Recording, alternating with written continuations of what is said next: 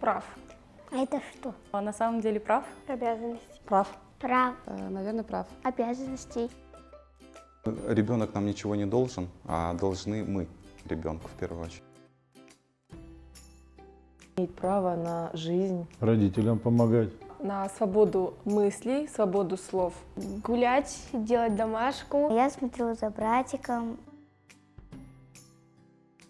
Конечно. Что-то я чувствую уже, как мама, то я могу прочитать. Да. Такое было пару раз. Нет. Нет. Нет, конечно. Нет, не могу запретить. Нет, не мог. Частично. Нет. Могут, они уже это делают. Баламмен ақылдасар едім. 50 на 50. Обязательно надо учитывать сильные стороны ребенка. Думаю, что да. Да. Нет. Да. Нет, никогда. Думаю, да. Я должен сам принять решение.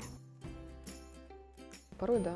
Бить нельзя, но иногда-то получается, что мы кричим. Скорее всего, делать замечания. Мы не должны бить, а мы должны объяснить. Нет.